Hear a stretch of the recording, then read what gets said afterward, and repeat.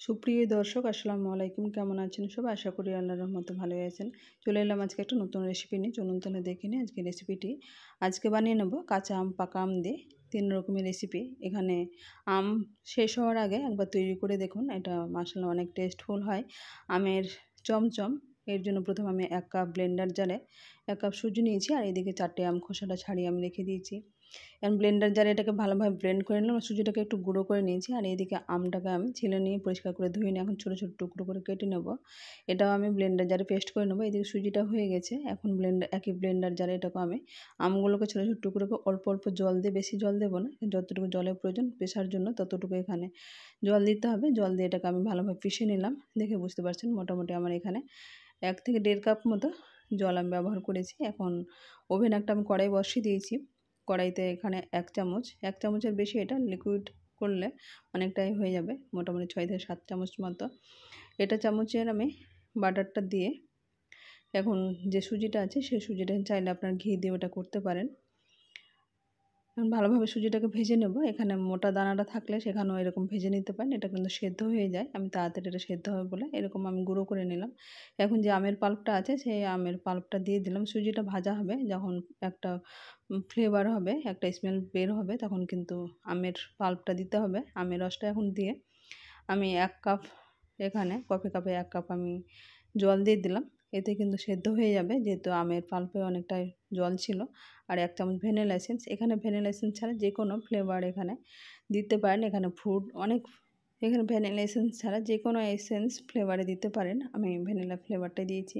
আর 1 cup দিয়ে দিলাম চিনি। এখানে চিনিটা গলে কিন্তু অনেকটাই সুজিটা সেদ্ধ হয়ে যাবে। এখন আমি কিন্তু আঁচটা কমিয়ে দিয়েছি, এখন সেদ্ধ হবে।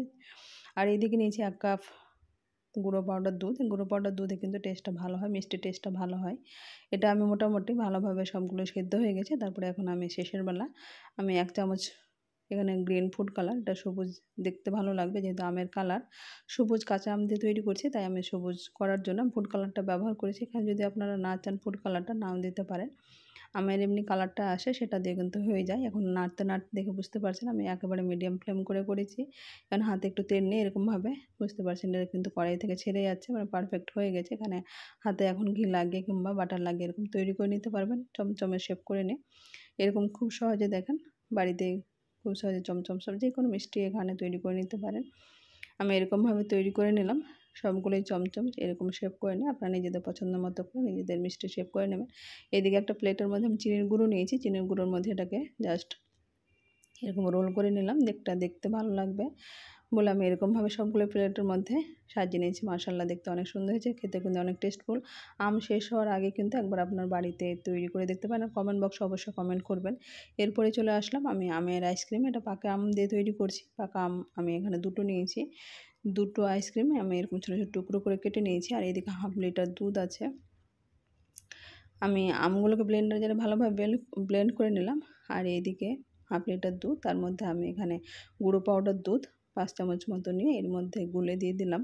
এখানে আরও আমি যে দুধ মিশিয়েছি তাতে কিন্তু দুধ মোটামুটি 1 লিটার হয়ে গেছে। আর এইদিকে আমি একই গ্লাসের মধ্যে 1 কাপ মতো নর্মাল জল নিয়ে এর মধ্যে আমি 1 চামচ, বড় চামচের 1 চামচ আমি দিয়ে দিলাম কর্নফ্লাওয়ার। কর্নফ্লাওয়ারটা ভালোভাবে গুলে নিয়ে আর এদিকে চিনি দিয়ে দিলাম। এখানে স্বাদ মতো চিনি, আইসক্রিমে যেমন চিনি খাবেন, মিষ্টি খাবেন সেই হিসেবে কিন্তু চিনির পরিমাণটা দিতে হবে। আমি এখানে মোটামুটি 1 কাপ মতো চিনি দিয়েছি, যেহেতু মিষ্টি আমটা আছে তাই এখানে চিনির পরিমাণটা আমি একটু কম দিয়েছি। আপনারা চাইলে আরও কম বেশি করে নিতে পারেন। আর এইদিকে কর্নফ্লাওয়ারটা দেবো যখন, তখন অনবরত এটা নাড়তে থাকতে হবে, তাহলে কিন্তু এটা ঘন ঘন হয়ে যায়, তলানিতে খুব সহজে লেগে যায়। এখন ফ্লেমটা আমি একেবারে কমিয়ে দিয়েছি।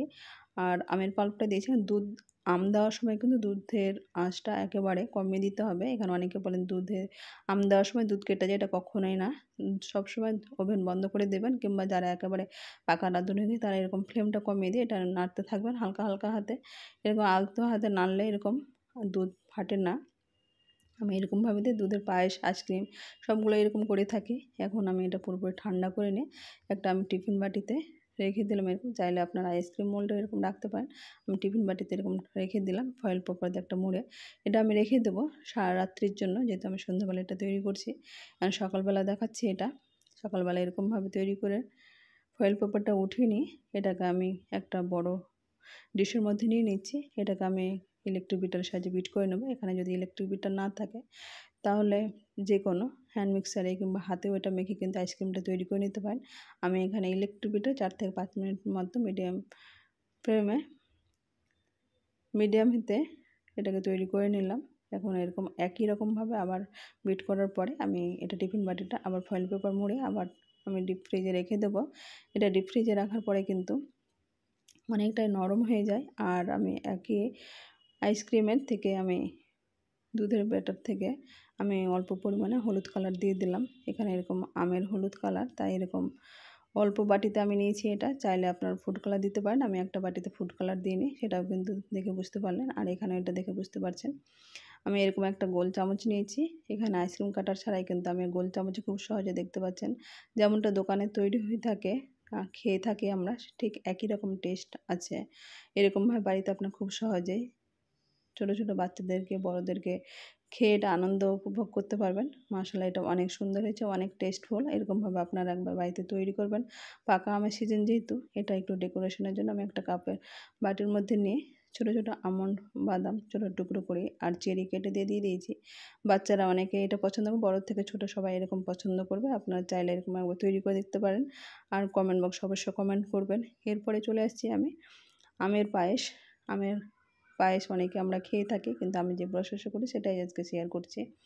এর জন্য প্রথমে আমি এখানে 2 লিটার দুধ নিয়েছি। দুধটা আগে থেকে আমি ঘন করে কিন্তু জাল দিয়ে এটা অনেকটাই ঘন করে নিয়েছি। দেখে বুঝতে পারেন দুধটা অনেকটাই, এলাচ, তেজপাতা, আমি দারচিনি এগুলো দিয়ে ফুটিয়ে নিয়েছি। এখানে এগুলো ফ্লেভারটা খুব সুন্দর আসে। এইদিকে নিয়েছি আমি চায়ের কাপে মেপে 1 কাপ গোবিন্দভোগ চাল। এই চালটা কিন্তু অনেকটাই ফ্লেভারফুল, তাই এটা দিয়ে পায়েসগুলো খুব টেস্টফুল হয়। এখন চালটা পরিষ্কার করে ধুয়ে নিয়ে আমি এটা ফুটিয়ে নিলাম 15 মিনিট মতো। এটা চালটা দেওয়ার পরে কিন্তু অনবরত এটা নাড়তে থাকতে হবে, নাহলে চালগুলো জমাট হয়ে যায়। এরকমভাবে অনবরত নাড়তে থাকলে আর তলানিতে যেন দুধটা না লাগে সেটা খেয়াল করতে হবে। এরকমভাবে নেড়ে চেড়ে আমি এখানে জাস্ট চায়ের কাপে মেপে 1 কাপ মতো চিনি দিয়েছি। আমি চিনির পরিমাণটা আমি বেশি দিচ্ছি না। আপনারা মিষ্টি বেশি খেলে মিষ্টির পরিমাণটা আরও বাড়িয়ে নিতে পারেন। যেহেতু আমার দুধের পরিমাণ এখানে বেশি আছে, এখানে দুধটাই ঘন করে নিয়ে অনেকটা মিষ্টি হয়ে গেছে। এখানে দুধের টেস্টে কিন্তু চিনির পরিমাণটা তত বেশি ভালো লাগে না। তাই আমি পায়েসটা করলে সবসময় এরকম কম চিনিতেই এরকম টেস্টফুল করে পায়েস তৈরি করে নিই। আপনারা চাইলে এরকমভাবে তৈরি করবেন।